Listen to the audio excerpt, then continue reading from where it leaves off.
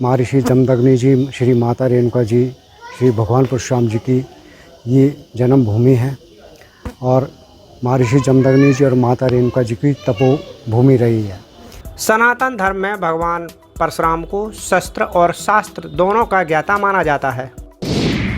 मनुष्य हों या देवता सभी उनकी पूजा करते हैं। यही नहीं, भगवान परशुराम सप्त चिरंजीवियों में से एक हैं। धार्मिक मान्यता के अनुसार परशुराम जी आज भी जीवित हैं और तपस्या कर रहे हैं। हमारे देश में परशुराम जी के कई मंदिर हैं, लेकिन हम जिस मंदिर की बात कर रहे हैं वहाँ साल में एक बार भगवान परशुराम और उनकी माता रेणुका का अनूठा मिलन होता है। तो आइए इस मंदिर से जुड़ी सभी रोचक तथ्यों को जानते हैं।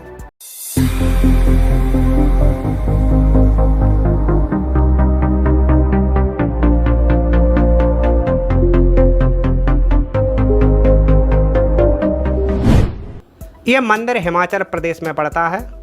यहाँ पहुँचने के लिए पर्वतीय रास्तों से होकर गुजरना पड़ता है। टेढ़े मेढ़े रास्ते, गहरी गहरी घाटियाँ, ऊंचे ऊंचे पहाड़ मन को रोमांचित कर देते हैं। बीच बीच में 2-4 जगह झरने भी पड़ते हैं, जहाँ आप रुककर फ़ोटो खींचकर आनंद ले सकते हैं। यहाँ पहुँचने के लिए आपको किराए के वाहन मिल जाएंगे। अगर आपके पास 4 पहिया वाहन या बाइक है तो सफ़र और आसान हो जाता है। अब हम उस जगह आ चुके हैं जहां हम आना चाह रहे थे। यहां वाहन खड़ा करने के लिए पार्किंग की व्यवस्था है। यहां आने जाने वाले श्रद्धालु झील में मौजूद मछलियों को दाना खिला रहे हैं।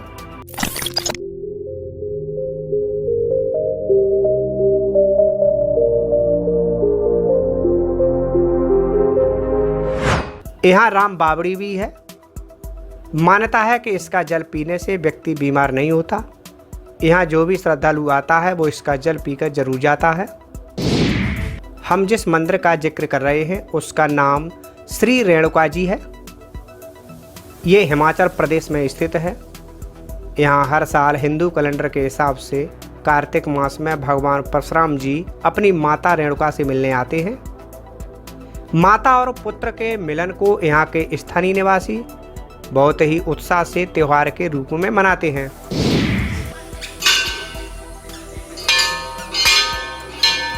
इस मंदिर के आसपास कार्तिक शुक्ल दशमी से पूर्णिमा तिथि के बीच मेले का आयोजन होता है। माना जाता है कि भगवान परशुराम जामुकोटी से माता से मिलने के लिए यहाँ आते हैं। यहाँ पर रेणुका झील भी है, जहाँ माता रेणुका के साथ ही भगवान परशुराम जी का भव्य मंदिर है। पौराणिक कथाओं के अनुसार प्राचीन काल में आर्यावर्त में है वंशीय क्षत्रिय राजा राज किया करते थे। भृगुवंशी ब्राह्मण उनके राज पुरोहित थे। इसी भृगुवंश के महर्षि ऋचिक के घर महर्षि जमदग्नि का जन्म हुआ। इनका विवाह इक्ष्वाकु वंश के ऋषि रेणु की कन्या रेणुका से हुआ था। महर्षि जमदग्नि सपरिवार इसी क्षेत्र में तपस्या करने लगे। जिस स्थान पर उन्होंने तपस्या की वह तपे का टीला कहलाता है। यहाँ का संक्षिप्त में मैं बताना चाहूँगा आपको कि जैसे कि सभी को पता है कि महर्षि जमदग्नि जी, श्री माता रेणुका जी, श्री भगवान परशुराम जी की ये जन्मभूमि है और महर्षि जमदग्नि जी और माता रेणुका जी की तपोभूमि रही है। तो श्री रेणुका जी तीर्थ से 8 किलोमीटर दूर जम्मूकोटी एक नामक स्थान है, छोटा सा ग्राम है। वहाँ पर तपस्या किया करते थे ऋषि जमदग्नि जी और वहाँ से माता रेणुका जी जल भरने के लिए इधर लेक पर आया करते थे। भृगु आश्रम नाम से इनका आश्रम जाना जाता था जम्मूकोटी में। तो एक बहुत बड़ा टीला है, तो वहाँ से माता रेणुका जी जल भरने के लिए इधर लेक पर आया करते थे। लेकिन उस ज़माने में लेक नहीं थी, एक छोटा चश्मे के रूप में एक कूप बना हुआ था। उस कूप से जल भरकर आश्रम ले जाते थे माता रेणुका जी। रेणुका और बेनुका 2 बहनें थीं। जो बेनुका जी के पति थे वो सहस्र बाहु थे, बहुत अत्याचारी और एक राक्षस वृत्ति के राजा हुए। जो श्री माता रेणुका जी ये भगवान परशुराम जी की माता श्री है। महर्षि जमदग्नि के पास कामधेनु गाय थी, जिसे लेने के लिए सभी तत्कालीन राजा ऋषि लालायित थे। राजा अर्जुन ने वरदान में भगवान दत्तात्रेय से 1000 भुजाएं पाई थी, जिसके कारण वह सहस्त्रार्जुन कहलाए जाने लगे। एक दिन वह महर्षि जमदग्नि के पास कामधेनु गाय मांगने पहुंचे। महर्षि ने सहस्त्रबाहु और उसके सैनिकों का खूब सत्कार किया, लेकिन लौटते समय सहस्त्रबाहु ने महर्षि जमदग्नि से कामधेनु गाय को देने की बात कही। कहते हैं कि सहस्त्रबाहु ने जब कामधेनु गाय मांगी तो महर्षि जमदग्नि ने उसे समझाया कि कामधेनु गाय उनके पास कुबेर की अमानत है, जिसे वह किसी को नहीं दे सकते। गाय न मिलने के कारण सहस्त्रबाहु गुस्से में आग बबूला हो गए। क्रोधित होकर सहस्त्रबाहु ने महर्षि जमदग्नि की हत्या कर दी। महर्षि की हत्या का समाचार सुनकर मां रेणुका दुखी होकर राम सरोवर में कूद गई। राम सरोवर ने मां रेणुका के शरीर को ढकने का प्रयास किया, जिससे सरोवर यानी कि झील का आकार स्त्री देह के समान हो गया।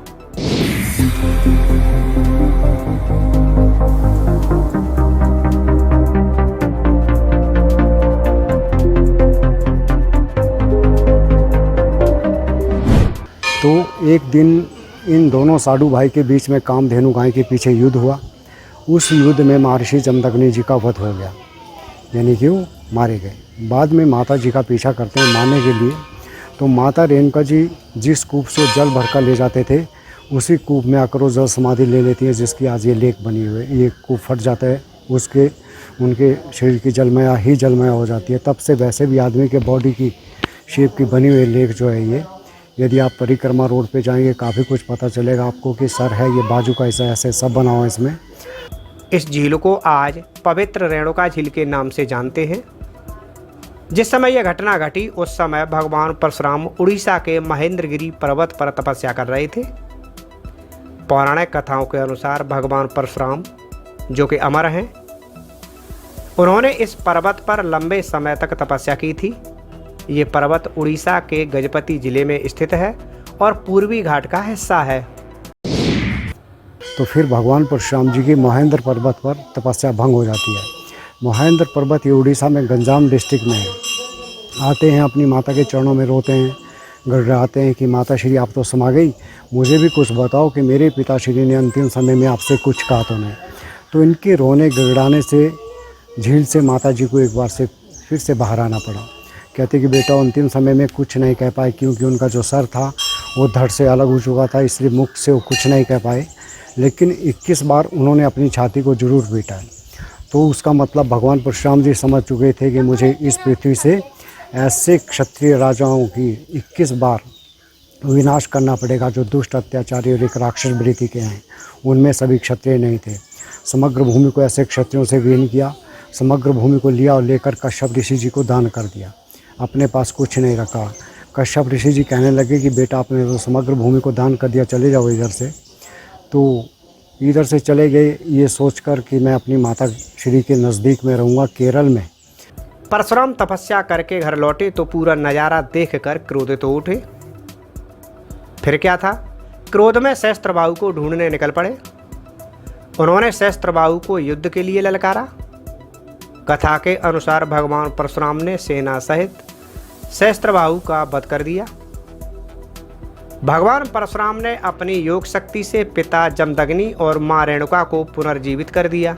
तब माता रेणुका ने वचन दिया कि वह प्रतिवर्ष कार्तिक मास की देवोत्थान एकादशी को अपने पुत्र भगवान परशुराम से मिलने के लिए इसी स्थान पर आया करेंगी। केरल में जाकर समुद्र भगवान से जगह मांगी कि हे समुद्र भगवान, मैं ऐसे ऐसे समग्र भूमि को दान कर चुका हूँ, मेरे पास अब भूमि रहने के लिए नहीं रही। यदि आप मुझे कहीं जगह दे सकते हो तो मुझे जगह दीजिए। तो समुद्र भगवान कहते हैं कि अपना परशु फेंके, जहाँ तक आपका परशु जाएगा वहाँ तक मैं खाली हो जाऊँगा। जो केरल में कनूर जगह है वो भगवान परशुराम जी को समुद्र भगवान जी द्वारा दी गई भूमि है। लेकिन बाद में वहाँ पर भी जाकर ये सोचने लगे कि मैं तो यहाँ पर भी अपनी माता श्री से बहुत दूर आ चुका हूँ और मेरी माता ऐसे ऐसे वहाँ पर श्री रेणुका जी तीर्थ में समाये हुए हैं, मैं कैसे अपनी माता श्री के दर्शन कर पाऊँगा। मैं तो वैसे भी समग्र भूमि को दान कर चुका हूँ। तो फिर जहाँ पर आज ये भगवान परशुराम जी का मंदिर विराजमान है, ये जगह अपनी माता श्री से मांगी कि हे माता श्री, मुझे 2 हाथ जगह अपने चरणों में दो। मैं वर्ष में आपके दर्शन करना चाहता हूँ, आपके चरणों में एक रात गुजारना चाहता हूँ। तो ये माता की दी जगह भगवान परशुराम जी के लिए मान्यता है कि तभी से यहाँ श्री रेणुका जी मेले का आयोजन होता आ रहा है। 5 दिन तक चलने वाले इस मेले के दौरान माता रेणुका झील से निकलकर भगवान परशुराम से मिलती हैं और माता से भेंट करने के बाद परशुराम जी भी जामू कोटी से यहाँ चले जाते हैं। मंदिर परिसर में एक ऐसी जगह भी है जहाँ परशुराम ने बैठकर हजारों वर्ष तक तपस्या की थी। यहाँ 200-250 साल पुराने पेड़ भी मौजूद हैं।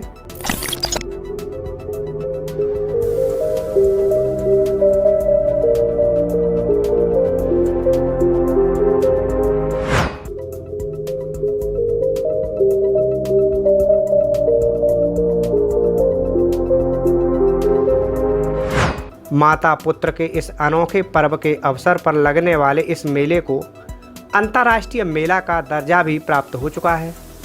और उसी उपलक्ष्य में यहाँ पर नवंबर में ठीक दिवाली के 10 दिन बाद दशमी से पूर्णिमा तक 5 दिन का मेला होता है। उस दौरान भगवान परशुराम जी किसी भी रूम में अपनी माता के दर्शन के लिए इस स्थान पर आते हैं। जो बहता हुआ जल आ रहा है ये माता के चरण हैं, लेक से उधर को सर है और इनके चरणों में भगवान परशुराम जी का तालाब है। लेकिन आज तो ये तालाब है, जिस समय इन्होंने 21 बार में समग्र भूमि को जीता उस समय अपनी माता के चरणों में अश्वमेध यज्ञ किया, यानी कि पहले हवन कुंड था, आज ये तालाब के रूप में। बाकी इधर बहुत दूर दूर से लोग दर्शन के लिए आते हैं। बहुत बड़ी मान्यता है इस तीर्थ की। श्री रेणुका जी मंदिर इस परिसर में है और श्री भगवान परशुराम जी का मंदिर इसी परिसर में है। शिव भोले शंकर जी का मंदिर भी इसी परिसर में है। 10 अवतार विष्णु जी के ये भी इसी परिसर में। माँ अम्बे माता का ये भी इसी परिसर में। तो ये बहुत बड़ा तीर्थ कहलाता है अपने आप में, खुद में बहुत कुछ समेटे हुए हैं।